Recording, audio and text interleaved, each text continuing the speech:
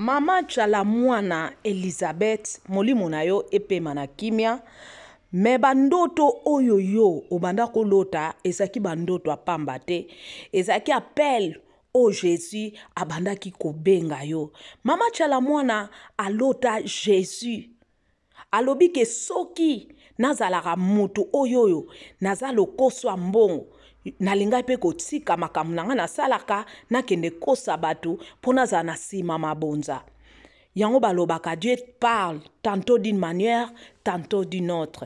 Nzamba lingaka lobela elika mususu me yepe amonaki elo mususu. Nzamba bandaki kobenda ye kote na ye me mama akompendaki yango vraiment différent. Bolanda nanu vidéo oyo. Même Jésus-Christ de Nazareth oyo. Bien sûr, tout le monde est longué na yete, tout le monde regarde film, mais na si na lota pe na mona pe Jésus. Oh là. Mais oui, so na zaka escroc mbele na ke na binga na komi pe na sala pe lokwa baninga ba sala ba lia ba ba mabonza. Na ko sala ya olotaka mingi olotaka mabebele. Na lotaka mingi oui. Vraiment. Ouais. Alors voilà, tout le monde peut profiter na ngo pona bandoko sabatu. Non, gérer ses limites na quoi. Shalom, shalom à vous, shalom à tous. Que la paix de notre Jésus soit avec vous. Merci Nabino Nyonso, Babone Nyonso, Obokoti. En tout cas, Zambalo la Pambola Bino.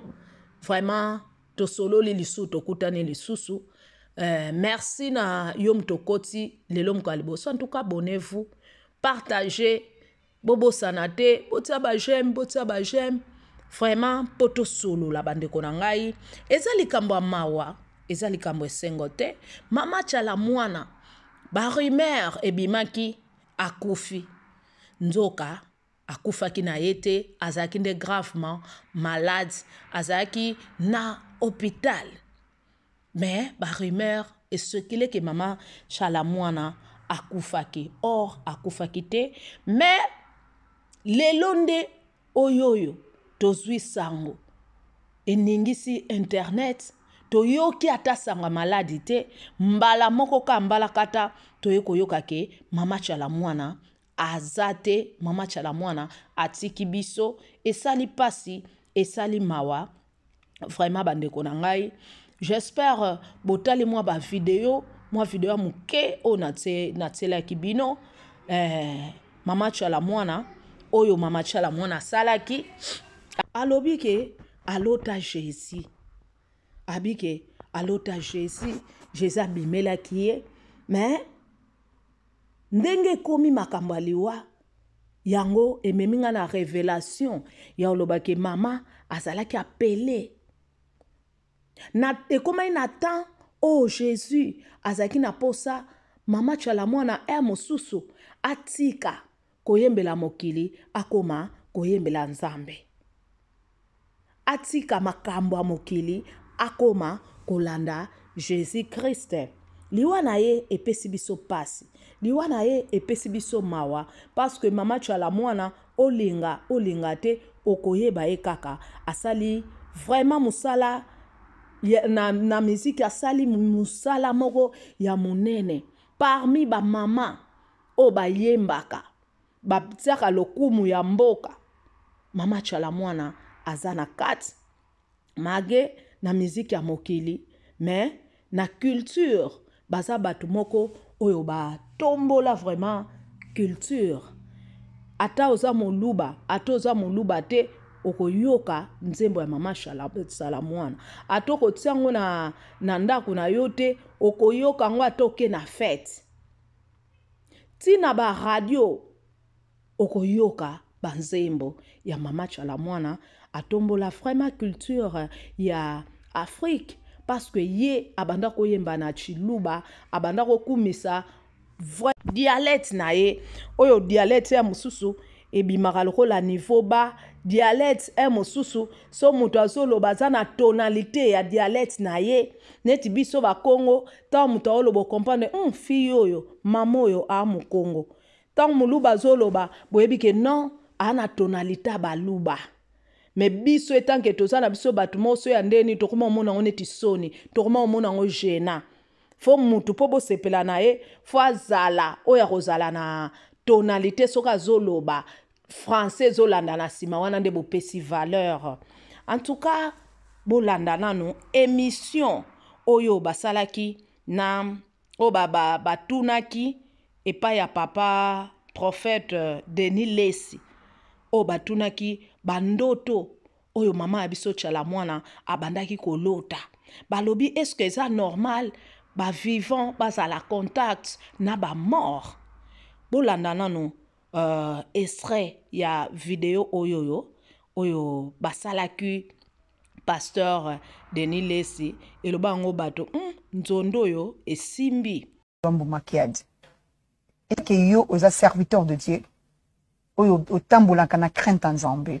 Est-ce que relation entre ba vivant na ba mort? Bah le tu vas ndote mutuna sako lota.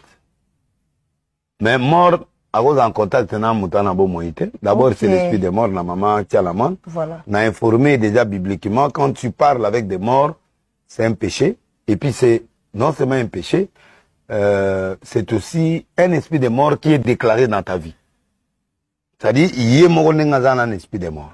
Parce que bibliquement muto akufi akolobela mutaza bon. C'est ça. Et puis Dieu parle tantôt d'une manière, d'une autre. Il peut parler par des rêves, oui. Mais rêves, on a l'action déjà aux esprit des morts, esprit à destruction méchante. Ça dit que yomonde aux en diable a détruit. Ça c'est l'interprétation biblique. D'abord, il y a qu'au côté en contact avec la mort. Et ça en batu misusu on samba pesa bango don ya ba songe. Mais na don wana eza amsu nzamba zo engolo bane nzamba alobela kaye eza batu misu nzamba alobela kaye eza batu misu nzamba alobela bango par prière eza batu misu nzamba alobela bango na ndoto omona ndoto moko olotango 6 mois passés eloko wana olota na ndoto ye osalama eye kolata nzoto ndeto bandoto nanga elati nzoto.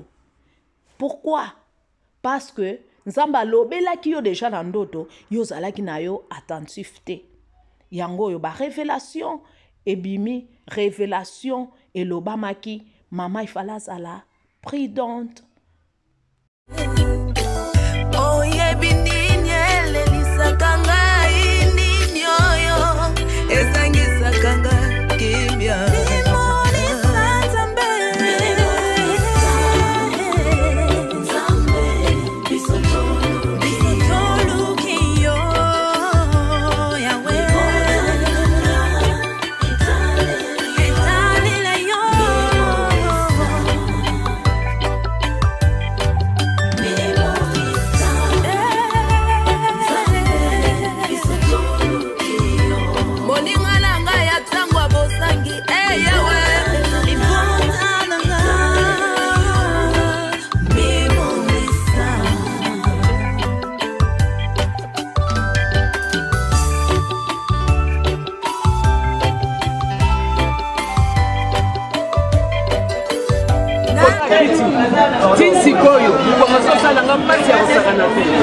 Mendenga inzembo na yemba kinzembo pona ngai pona mutute pona Tshisekedi te. Monsieur bakamati image na bato bachira ba image bakeko monter ba image ale ba pelisi ba moto tout ça là. Mbote surtout na ba wo nyoso ba soutenir ngai na kati ya likambo oyo. Wezalaki vraiment concerné na ngai te mais yeko latande ngai. Et ba oyo penza ba monaki ke peut-être ba comprendre ki malamu te na ko expliquer bango sikoyo. Qu'est-ce qui s'est passé? Eloni nango eleki ba lobi que osalini. Disons ngai na sali nzembo, na sali album na ngai depuis longtemps na bunda ibika ninga to travaillaka to sala album na biso ça prend du temps ou lelo ko changer peut-être par manque de moyens petit à petit to sala type album na yo si là.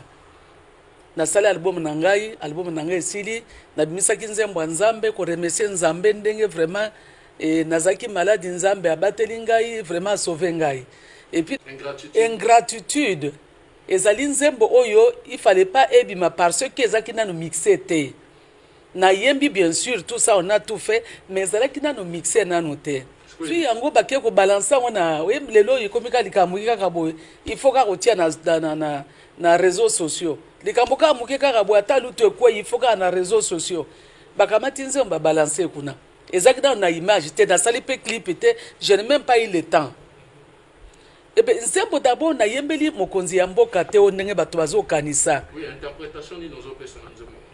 nzembo eza nazoyemba trahison bao batrahisa ngai mpe kaka sikoyo mais ezali problème oyo eza koshoke bao bakima ngai tout ça na bino ezalaki nzembo déjà depuis 2013 naza kotravaille nzembo wana naye kotika mais ntango naye komona baévénement oyo kokuta mikolo oyo oyo baye kotrahir ngai bisusu mikolo oyo na bino nono nzembo natikaki wana natika nasala yango nasali nzembo wana ça n'a rien à voir avec makambo ya mboka ezali nzembo oyo ndenge badéception toyembaka mikolo nyonso bamusicien bayembaka bato bayembaka c'est pas la première fois nayemba ingratitude nayemba nzembo moko nyoka bolanda 2003